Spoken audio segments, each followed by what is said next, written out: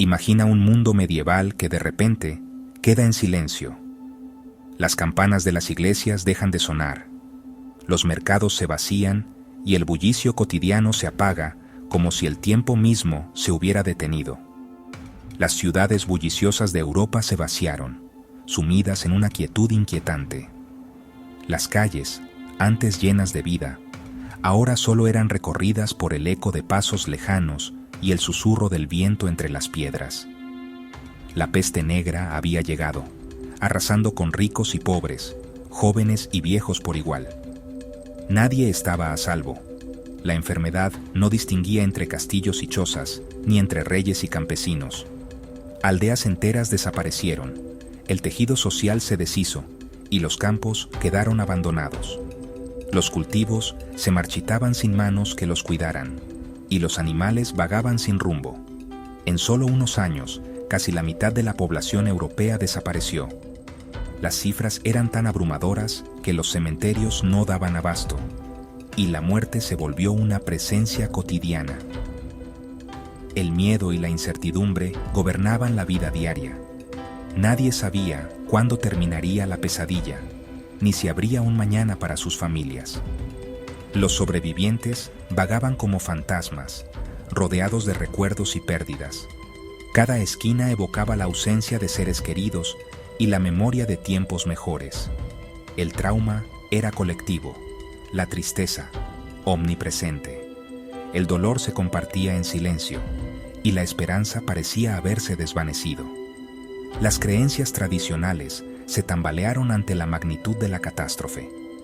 Muchos comenzaron a cuestionar la fe y a buscar respuestas en lo desconocido. No era solo una crisis demográfica, sino existencial. La identidad y el sentido de la vida se pusieron en duda, y la sociedad entera se vio obligada a replantearse su futuro. El silencio tras la plaga estaba cargado de preguntas y de una nueva conciencia de la fragilidad humana. La gente miraba el horizonte con temor, pero también con una extraña determinación. En esa quietud comenzaron a germinar las semillas de un mundo diferente. La devastación abrió paso a nuevas ideas, a cambios profundos en la forma de vivir y de pensar. El viejo mundo moría, pero algo nuevo luchaba por nacer. De las cenizas de la tragedia surgiría una Europa transformada, lista para reinventarse y avanzar hacia una nueva era. La peste negra no solo diezmó la población, sino que también sacudió los cimientos de la sociedad medieval. Millones de vidas se perdieron en cuestión de años, y el miedo se apoderó de ciudades y aldeas por igual. Pero más allá de la tragedia, la peste transformó la forma de pensar de toda una generación. Filósofos y pensadores comenzaron a reflexionar sobre el sentido de la existencia y el papel del ser humano en el mundo. La vida, antes vista como un simple paso hacia el más allá, se volvió preciosa y fugaz.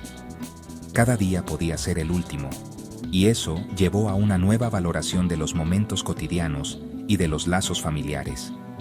La muerte aleatoria hizo que muchos cuestionaran el orden divino y la autoridad de la Iglesia.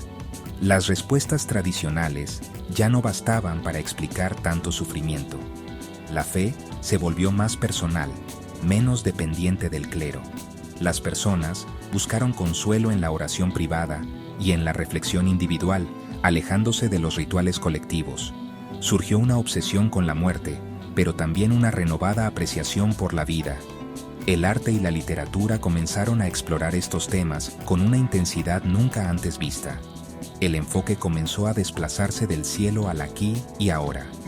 La vida terrenal, con sus placeres y desafíos, cobró un nuevo protagonismo en la cultura.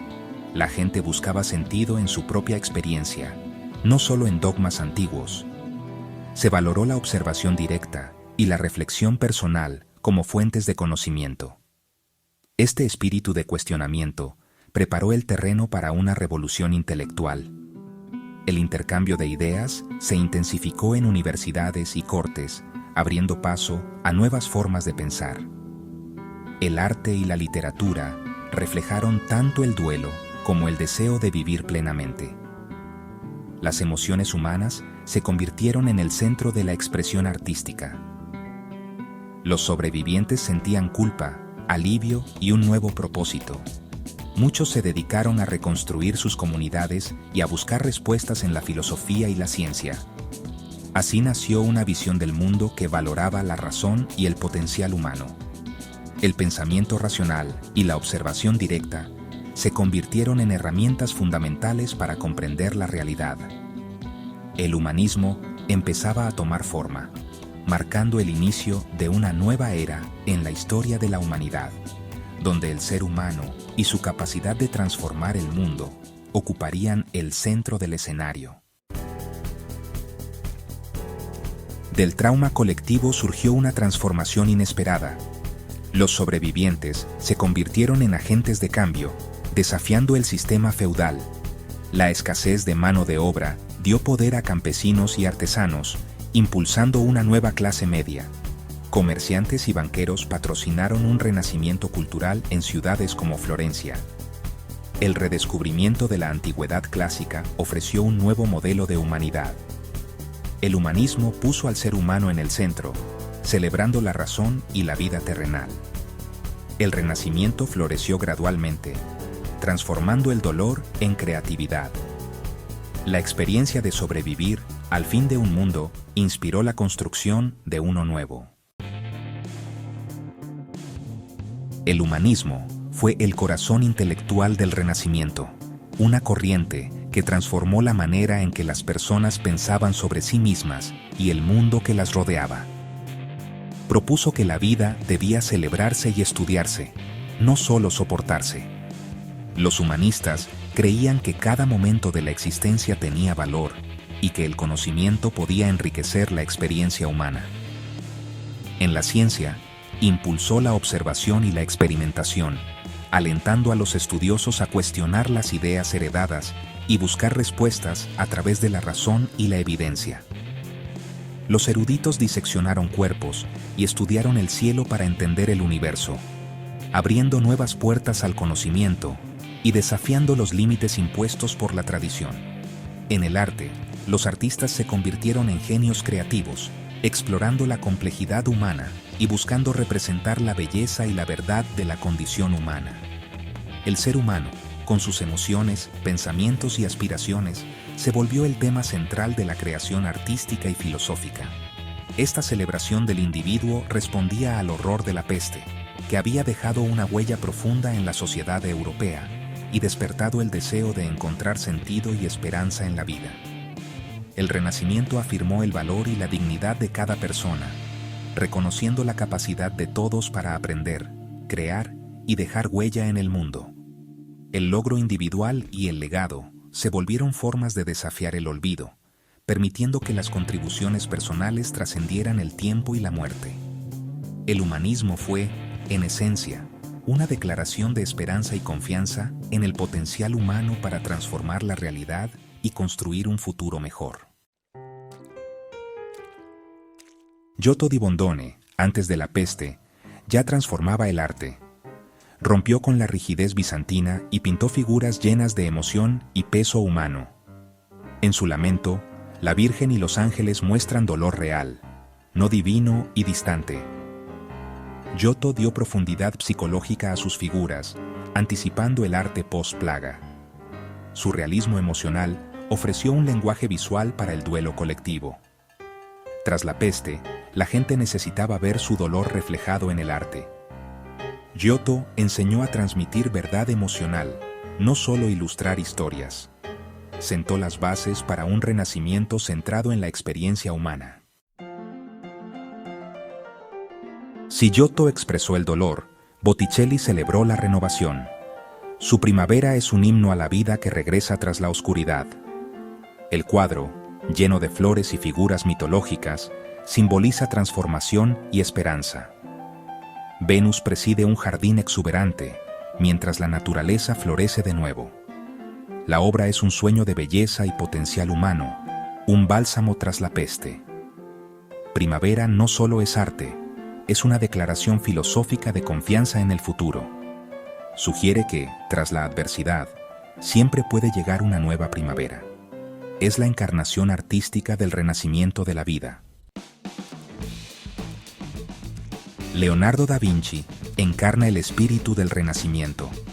Fue pintor, científico, inventor y estudioso incansable.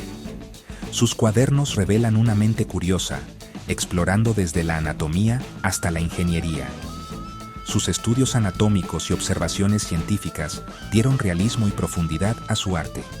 Obras como La Mona Lisa y La Última Cena muestran su dominio de la psicología humana. Leonardo representa la idea del hombre universal, capaz de aprender y crear sin límites. Su vida y obra afirman el genio y la resiliencia humana tras la peste.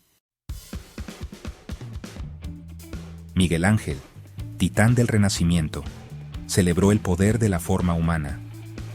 Su David encarna el potencial y la virtud heroica, tenso antes de la batalla. En la Capilla Sixtina, sus figuras son dinámicas y poderosas, reflejando la chispa divina en la humanidad. La creación de Adán simboliza el potencial humano casi igual al divino. Miguel Ángel elevó la figura humana a un estatus casi sagrado. Su arte expresa energía, emoción y confianza en la capacidad humana. Fue una respuesta a una época que superó el trauma y creyó en su propio poder creativo. Llevó el humanismo a una escala sobrecogedora.